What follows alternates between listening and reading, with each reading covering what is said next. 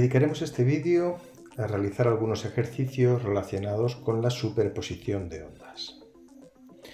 Como dijimos antes en el vídeo anterior, la parte más importante de las interferencias es la amplitud de la onda resultante, especialmente los casos en los que se produce una interferencia constructiva o destructiva. Veamos este primer problema que nos dice que dos fuentes oscilan en fase a una frecuencia de 250 Hz, nos dan la velocidad del sonido y se pide calcular las distancias que debe haber entre las fuentes para que se produzcan esas interferencias, destructiva o constructiva. Bien, en general, la longitud de onda la podremos calcular a partir del dato de la velocidad de la onda y la frecuencia. En este caso, introduciendo esos dos datos, llegamos a que la longitud de onda es 1,36 metros. Este es un dato que utilizaremos posteriormente. Recordamos la expresión a la que llegamos en el vídeo anterior. Cuando se produce la superposición de ondas de igual amplitud, frecuencia y oscilando en fase, tenemos una expresión de este tipo. Si recordamos el vídeo anterior, esta interferencia destructiva se producía cuando la amplitud resultante de la superposición es igual a 0, es decir, cuando lo que había dentro de ese coseno con el factor espacial era igual a 0, y eso se producía cuando la distancia entre las dos fuentes, x2 menos x1, era igual a 2n más 1 medios la longitud de onda. Bien, pues no nos queda sino aplicar esto a este problema en concreto.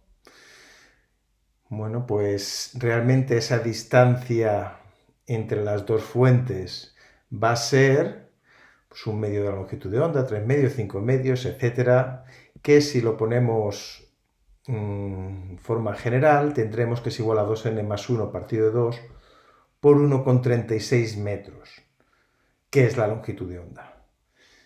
Si sustituimos para los distintos valores de n, para n0, 1, 2, pues llegaremos a las distintas expresiones, 0,68, 2,04, etc. Cuando las dos fuentes estén situadas a cualquiera de estas distancias, la interferencia producida será una interferencia destructiva y se anularán mutuamente ambas ondas. En una segunda parte del problema, se pide la distancia que tiene que haber para que se produzca una interferencia constructiva y de nuevo si recordamos el vídeo teórico veíamos que esa amplitud resultante tendría que ser 2a, es decir, ese coseno de k por la distancia entre las fuentes partido de 2 tiene que valer más menos 1. Bueno, pues eso me lleva a una serie de valores. Los pasamos un poquito rápido, ya hicimos este desarrollo anteriormente y llegamos a que la distancia entre las fuentes debe ser igual a n veces la longitud de onda. Por tanto, esa distancia, que es la que buscamos en el problema, será igual a la longitud de onda, 2 veces la longitud de onda, 3 veces la longitud de onda, etc. Si lo ponemos de forma general, será n veces la longitud de onda, es decir, n veces 1,36 metros.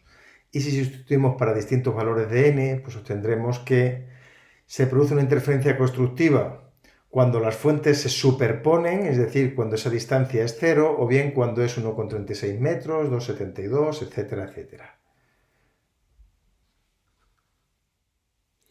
En el siguiente ejercicio trabajaremos el mismo concepto, pero en este caso, en vez de preguntar distancias, preguntaremos frecuencias. Pues dos fuentes puntuales sonoras que oscilan en fase con la misma amplitud. Se nos da la situación de esta fuente sonora y la velocidad del sonido. ¿Para qué frecuencia se producirá interferencia constructiva en el punto 0,4? ¿Y para cuál es destructiva? Bien, pues vayamos a la geometría del problema en primer lugar. En este gráfico hemos situado en rojo ambas fuentes y en verde el punto en el que se produce la interferencia. Cálculos geométricos básicos nos llevan a ver que las distancias x1 es raíz de 20 metros, x2 es raíz de 17 metros. Estos son los x1 y x2 que luego meteremos en nuestra fórmula. De nuevo utilizamos la expresión ya conocida y de nuevo trabajaremos tan solo con la amplitud resultante. No vamos a hacer los dos cálculos porque la mecánica es exactamente igual, tan solo resolveremos esa primera parte en la que se pide frecuencias en las que hay interferencia constructiva. Bien, exactamente igual que en el caso anterior, esta interferencia se produce cuando el coseno de esa amplitud resultante es más menos 1. Pero en este caso, cuando lo desarrollamos, cuando k por la distancia entre las fuentes partido de 2 es igual a npi, la incógnita que se está pidiendo no es la distancia entre las fuentes. En este caso, la incógnita que vamos a buscar es la longitud de onda. Con esta expresión lambda n obtenida simplificando la anterior, lo que estamos viendo es para qué longitudes de onda se produce interferencia constructiva.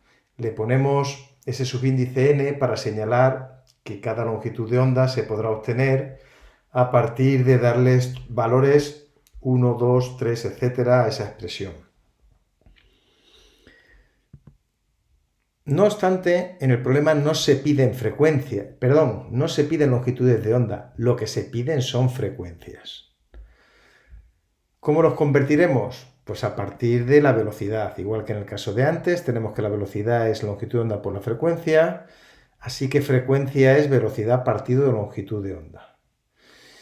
Bien, pues donde pone longitud de onda pongamos los valores que ya hemos obtenido, apliquemos de nuevo las frecuencias ese subíndice n y obtenemos que las distintas frecuencias para las que se produce interferencia constructiva son aquellas en las que tenemos n veces la velocidad dividida por la distancia entre las fuentes. Si le ponemos números, salvando los decimales, tendremos que frecuencias que buscamos son 1000 Hz, 2000 Hz, 3000 Hz, etc. Aunque la fórmula en general se utiliza el valor n partiendo de 0, en este caso no es aplicable, sería una frecuencia 0, es decir, que no habría ningún tipo de sonido. Bien, y hagamos este último ejercicio en el que vamos a trabajar de forma un poquito diferente. Se trata de nuevo de una superposición de ondas.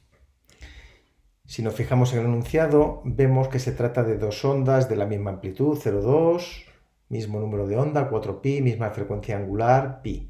Pero en esta ocasión aparece una fase inicial, ese π cuartos que tenemos en la primera onda. Vayamos a la expresión general de las dos ondas que tenemos. Vemos alguna diferencia respecto a los ejercicios anteriores. Para empezar, la parte espacial, ese kx, lo tenemos colocado antes de la parte temporal, omega t. Y además está descrito por la función coseno. Como dijimos en los primeros vídeos sobre los conceptos básicos de las ondas, realmente todas estas formas sirven para describir una onda. No debe preocuparnos que la parte espacial esté antes o después.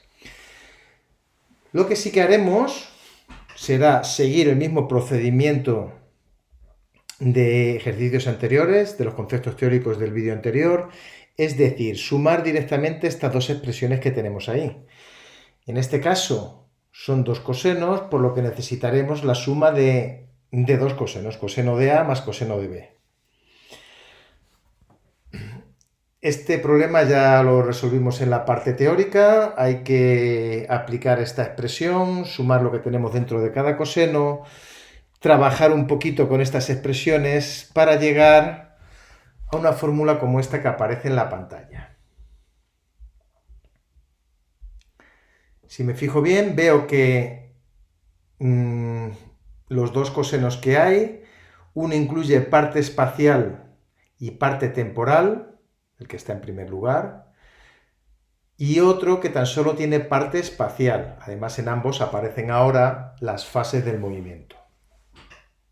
Vamos a recolocar esto igual que hicimos antes, de tal forma que la parte temporal, es decir, donde está omega t, lo dejamos para el final.